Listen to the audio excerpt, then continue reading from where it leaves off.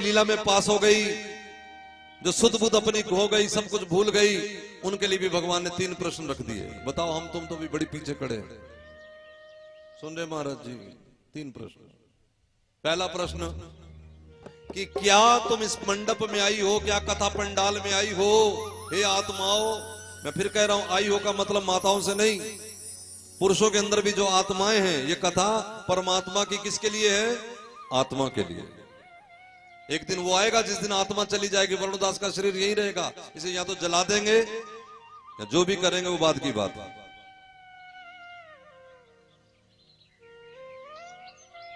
है ना।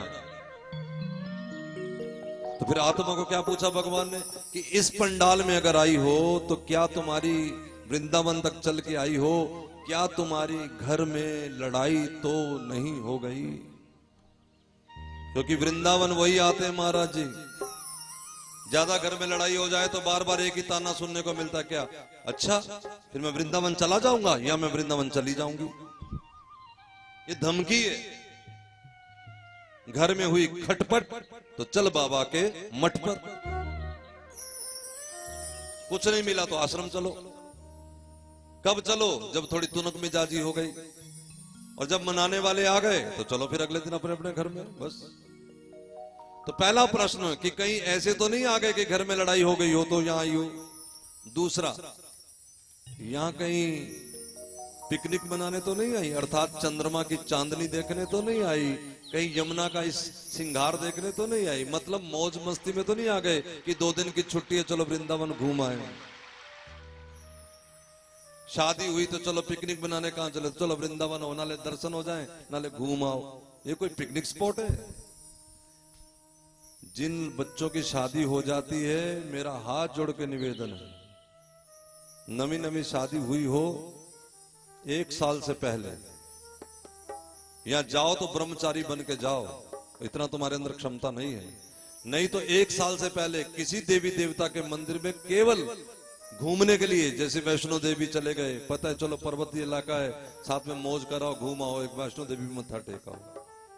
शिमला जाओ, मंसूरी जाओ, जहां मर्जी जाओ, यदि भगवान के घर जाना है या तो ब्रह्मचारी बन के जाओ, और नहीं तो 1 साल तक अपने घर में पड़े रहो। भगवान के घर इसलिए नहीं होते कि बस पति पत्नी वहां मौज उड़ाने आ जाए। भगवान ने कहा कि क्या तुम यहां पर आनंद लेने आई हो?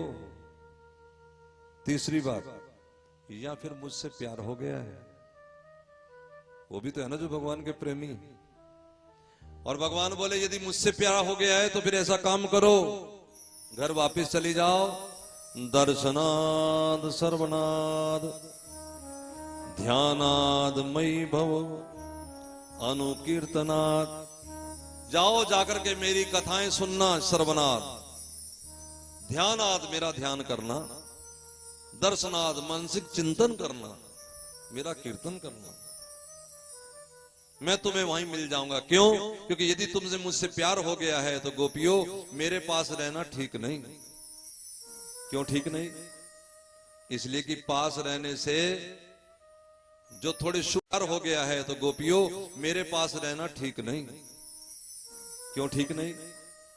इसलिए कि पास रहने से जो थोड़े शुभ संस्कार बने होते हैं ना, जो श्रद्धा बनी होती है, वो श्रद्धा भी पंचर हो जाती है। बाबा जी के पास ज्यादा रहो तो बाबा जी के अवगुण नजर आने शुरू हो जाते हैं। शरीरधारी है साधु, शरीर के अंदर कुछ ना कुछ विकार रहते ही है, और उन विकारों के चलते हम उस सद्गुण को, हम सत्संग को भी मैला कर लेते हैं, अवगुणी बना लेते हैं।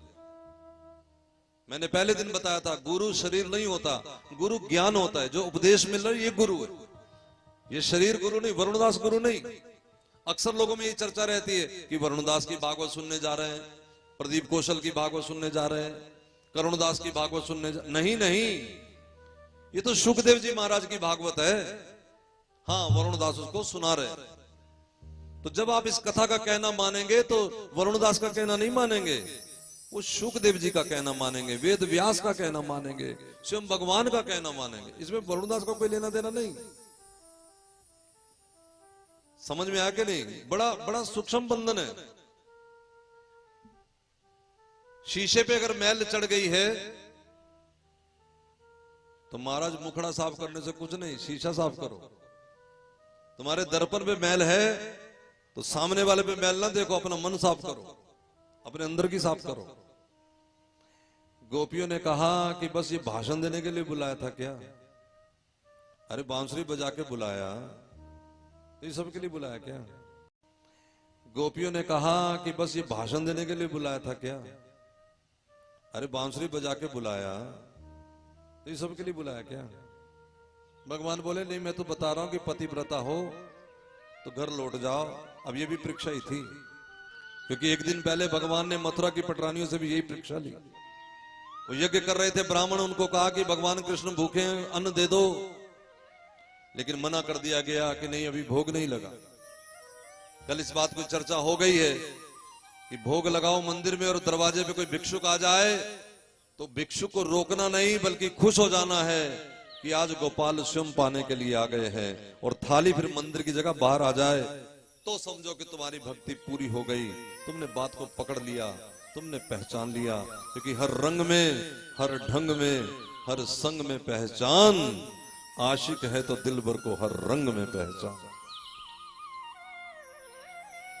हम हर बार शर्त रख देते, वो आए मुरली बजाते हुए आए, पीला पीतांबर पहन के आए, यदि उनका मन किसी और तरह से करे तो ना आए क्या? तुलसीदास जी को जो दर्शन हुए कैसे हुए? श्री राम धनुष बाण लेके तो नहीं आए। तुलसी जी को जो पहले दर्शन हुए चित्रकूट पे, वो तिलक लगाते थे भगवान की मूर्त को, जो मंदिर बनाया था मंदिर अपने यहाँ, चंदन घिस रहे थे, राम आ गए, चारों भाई आ गए कंचे खेलते हुए, बाबा क्या कर रहे हो, बाबा क्या कर रहे हो? अरे भैया भगवान को तिलक करो। बाबा हमें भी तिलक करो, हमें भी तिलक। अरे बेटा तुम जाओ थोड़ा खेलो, अभी मुझे भगवान का पूजन करना है, अभी सिमरन करना है, अभी ध्यान करना है, अभी मंत्र जपना, बड़ा काम पड़े, तुम जाओ। राम चले गए। गुरु कौन थे? हनुमान जी। हनुमान जी ने कहा कि सब गड़बड़ घोटाला हो गया श्रीमान जी। क्या हो गया? अरे राम स्वयं आए थे। अब तो तुलसी जी रोने लगे। हनुमान जी ने कहा घबराओ नहीं, ये मैं इसलिए लीला रची भगवान ने और हमने मिलके, क्या ये दुनिया को संदेश देने के लिए कि राम भी सामने खड़े हों अगर, तब तक जीव पहचान नहीं सकता जब तक बीच में गुरु का आशीर्वाद न हो। हनुमान जी बोले घबराओ नहीं, अब राम आएंगे, बस मेरी वाणी की तरफ ध्यान रखना। गुरु वाणी, गुरु नहीं, गुरु वाणी। गुरु कौन है? वाणी गुरु है, उपदेश गुरु है, ज्ञान गुरु। फिर राम आए, फिर वैसी लीला, फिर तुलसी भटक गए, लेकिन हनुमान जी तोता बन के बैठ गए और संवाद गाने लगे। चित्रकूट के घाट पर वही संतन की भीड़, तुलसीदास चंदन घिसे, तिलक करे रघुवीर। ओ महाराज भागे, चरणों से लिपट गए, हे राम मुझे क्षमा कर दो। और जैसे क्षमा कर दो, क्षमा कर दो कहा है, चारों भाई अपने स्वरूप में प्रकट हो गए हैं। और तुलसीदास बाबा को पहली बार दर्शन हुआ है चित्रकूट के घाट पर। अंत तक बिल्कुल भगवान मिलने वाले, ये भगवान, ये बस मिलन, और इसके बीच में परीक्षा। यहाँ गोपियों को कहा कि घर लौट जाओ, वहां यज्ञ पत्नियों को कहा कि घर लौट जाओ। वो यज्ञ पत्नियां बोली कि घर तो लौट जाएं, लेकिन घर वाले बड़ी बेइज्जती करेंगे। उन्होंने कहा था कि वहीं रहना, हमें घर नहीं घुसने देंगे। भगवान बोले जाओ, मैं आशीर्वाद देता हूं, बड़ा सम्मान होगा। चलिए आई, बहुत सम्मान हुआ। और ये गोपियां बोली हम नहीं जा सकती, सॉरी। क्यों? ये बोली कि ये बताओ, घर में जो सेवा करनी है, घर में जो रोटी बनानी है, तुम्हें क्या लगता है कि आटे से रोटी बनती है, चूल्हा से रोटी बनती है? श्री कृष्ण बोले फिर हमें तो अब तक यही पता था, अच्छा किससे बनती है? गोपियां बोली भैया जो रोटी बनती है वो मन से बनती है। अरे घर का कोई भी काम होता है, मन ना हो तो रोटी जल जाती है, दाल जल जाती है। पति फिर पूछता है ध्यान कहां था तेरा, सारा नमक इतना डाल दिया, नमक की जगह चीनी डाल दी। इसलिए कन्हैया अगर घर भेजना चाहते हो तो एक काम कर दो, क्या हो जे तू अखियां दे सामने नैना ओ जे तू अखियां दे सामने नहीं रहना ते शामा मेरा